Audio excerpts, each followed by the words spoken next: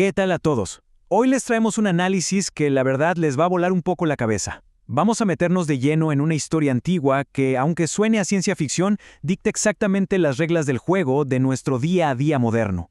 A ver, imagínense esto por un segundo.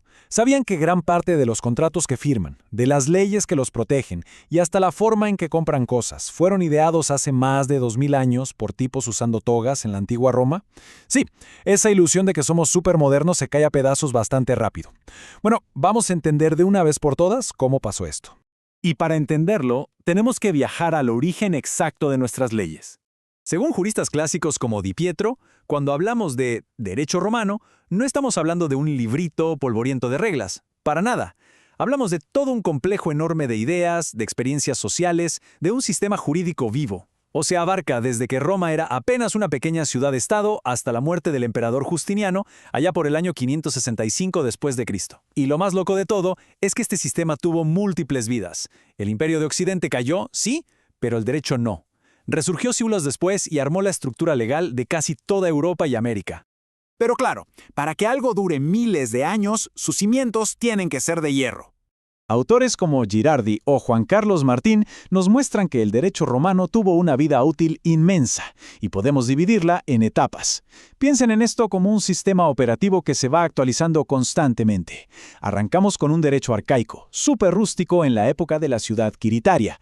De ahí saltamos al periodo preclásico durante la famosa República. Después, llegamos a la versión premium, el derecho clásico del Principado, donde la técnica jurídica es brillante. Y finalmente terminamos en el posclásico bajo el dominado. Esta capacidad de ir adaptándose a los golpes de la historia es el gran secreto de su éxito.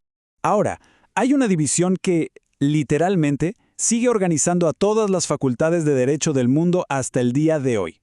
El gran jurista Ulpiano trazó una línea clarísima. Por un lado, tenemos el ius publicum, el derecho público, que se encarga del Estado y de la organización del pueblo romano. Y por el otro, el ius privatum, el derecho privado, que es el que se mete en los negocios e intereses de los particulares, de los individuos comunes y corrientes. Una arquitectura brillante, la verdad.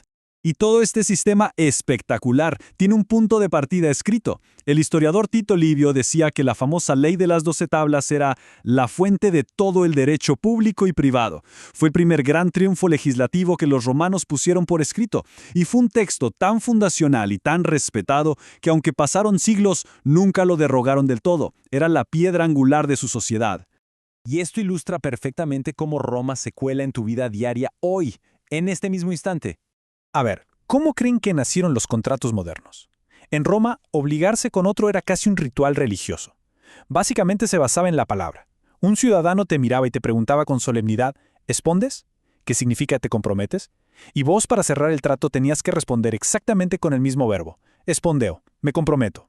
Era tan exclusivo que solo los ciudadanos romanos podían usar esa palabra.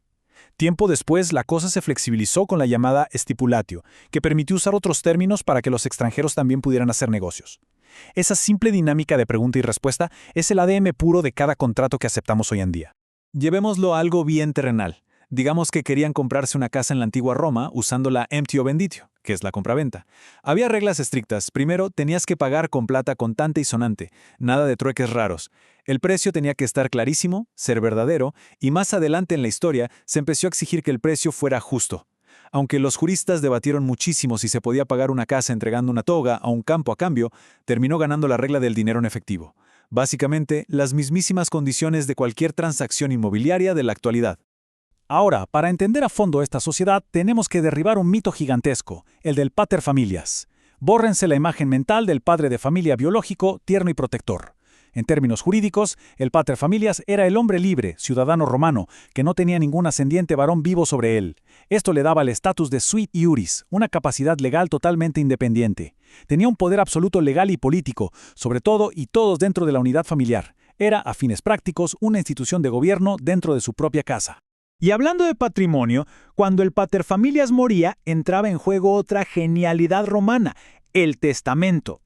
Dejar organizada tu fortuna por tu propia voluntad antes de morir fue un invento romano de pies a cabeza. Y ojo, tenían una regla inflexible. No podías morir, mitad con testamento y mitad sin testamento. Si tu testamento era válido, ese documento mandaba sobre todo. Odiaban la idea de mezclar sucesiones testamentarias e intestadas. Habiendo visto las bases, metámonos en algunas curiosidades de la antigua Roma que son de película. Por ejemplo, ¿qué pasaba si pedías plata prestada y no la podías devolver en la Roma arcaica? Existía una figura llamada nexum, y agárrense porque esto es fuerte. La garantía de esa deuda era tu propio cuerpo físico. Literalmente te usaban como garantía. Recién después de que estalló una revuelta popular allá por el año 326 a.C., sacaron la ley Poetelia Papiria. Esta ley dijo, bueno, basta, y cambió las reglas para que la ejecución recayera sobre tu patrimonio económico, pero dejaran en paz tu cuerpo. Un alivio importante, ¿no? La forma en que hacían juicios también fue evolucionando de manera fascinante. Al inicio, la justicia por mano propia y la violencia privada estaban bastante legitimadas siempre que hubiera supervisión pública. Ya en la República, la cosa se vuelve más sofisticada. Un magistrado del Estado armaba el encuadre legal del problema, pero la sentencia la dictaba un juez privado. Y finalmente, cuando llega el imperio, el Estado asume el control total y exclusivo de todo el proceso, de principio a fin, que es prácticamente el sistema de justicia que manejamos hoy. Y les comparto esta famosa frase que es un clásico absoluto del derecho. Semel eres, semper eres. Una vez heredero, siempre heredero. Suena rotundo, ¿verdad? Nos demuestra la firmeza inquebrantable de las leyes romanas. Una vez que la ley establecía quién ocupaba el lugar del difunto en una sucesión, no había marcha atrás. Era permanente. Y todo este viaje por el Mediterráneo antiguo nos trae directamente a casa, a la influencia moderna en Argentina. Si nos guiamos por doctrinarios como Argüello, nos confirman algo increíble.